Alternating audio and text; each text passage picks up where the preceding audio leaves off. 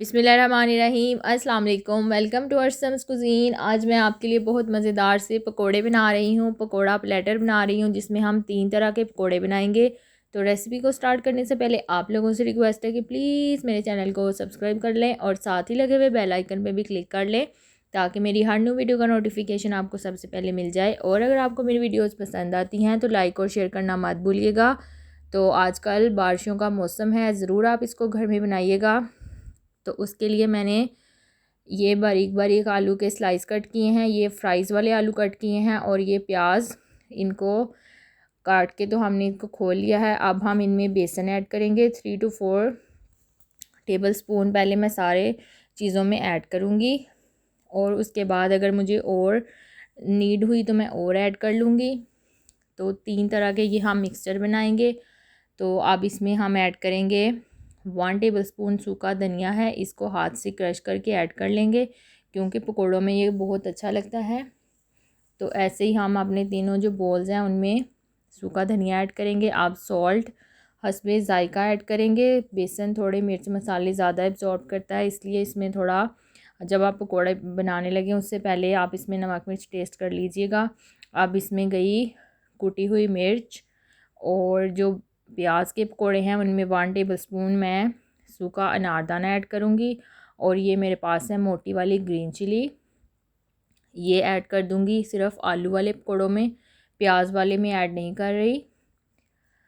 तो जितनी आपको मिर्च मसाले आपके घर में खाए जाते हैं उस हिसाब से आप इसमें आप मिर्च मसाले ऐड कर सकते हैं।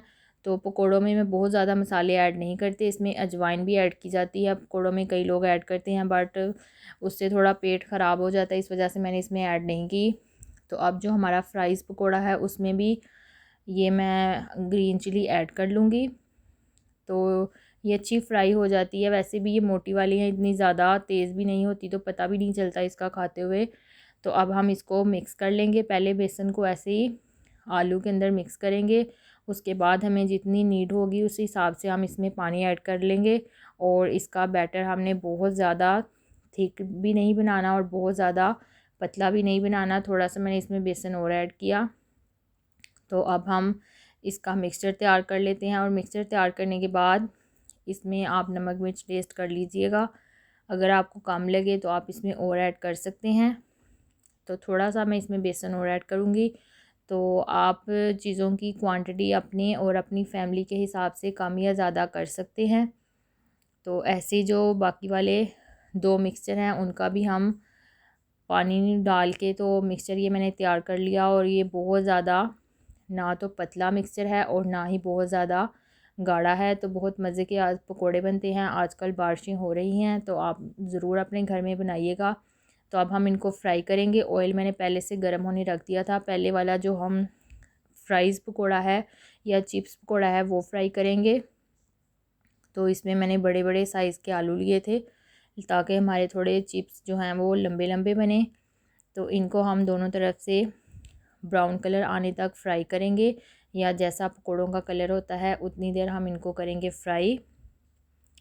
तो ये हमारे पकोड़े फ्राई हो गए हैं, अब हम इनको निकाल लेंगे। ऐसे ही जो बाकी वाले हैं उनको भी हमने फ्राई करना है। ये मैंने पहले इसलिए फ्राई कर लिए क्योंकि आलू थोड़े मोटे थे तो इनको थोड़ा टाइम लगेगा। बाकी जो हैं वो हम बाद में फ्राई करेंगे और प्याज वाले हम एंड में फ्राई करेंगे ताकि वो क्रिस्पी रहें। और ये जो क्रिस्पी आलू पकोड़ा है इसको भी सेकंड नंबर पे मैं फ्राई कर रही हूँ।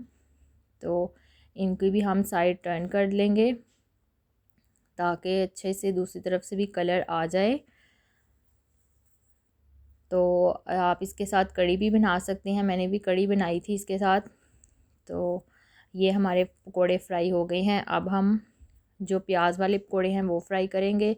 तो इनको मैं हाथ से ही ऐड करूँगी अपने ऑयल के अंदर। तो प्याज तो कोई इतना ज़्यादा टाइम नहीं लेते पकने में, बहुत जल्द इन पे कलर आ जाता है। तो ये इसको ज़्यादा टाइम नहीं लगा फ्राई होने में। अब हम इसकी साइड भी टर्न कर लेंगे ताकि दोनों तरफ से खूबसूरत सा गोल्डन सा ब्राउन सा कलर आ जाए।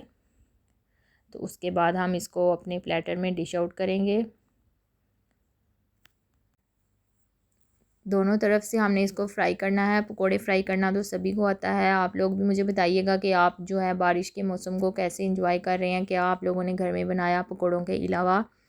तो अब मैंने अपना एक प्यारा सा प्लेटर लिया है, उसमें एक तरफ केचप ऐड करूँगी और दूसरी तरफ ये हमने हरे धनिए और पुदीने वाली चटनी या रायता बनाया था उसके साथ सर्व करेंगे। तो ये था हमारे आगे प्याज के पकोड़े। दूसरे हमारे जो क्रिस्पी आलू पकोड़ा था वो आ गया, और दोबारा जो हमने बनाया फ्राइज़ या चिप्स पकोड़ा वो ऐड करूँगी। तो अब हम इसको तो करेंगे इंजॉय चाय के साथ। तो आप भी अपने घर में ज़रूर बनाइएगा और मुझे कमेंट करके बताइएगा कि आपको ये रेसिपी कैसी लगी। ऊपर से हम इसके थोड़ा सा चाट मसाला स्प्रिंकल करेंगे ताकि ये थोड़े और चटपटे से हो जाएं। और थोड़ा सा प्लेटर में कलर ऐड करने के लिए थोड़ी सी कुटी हुई मिर्चें ऐड कर दूँगी, थोड़ी सी अपनी चटनी के ऊपर भी ऐड कर दूँगी। तो मैं आपसे मिलूँगी नेक्स्ट रेसिपी में। अपना और अपने घर वालों का ढेर सारा ख्याल रखें। Take care. अल्लाह हाफिज़।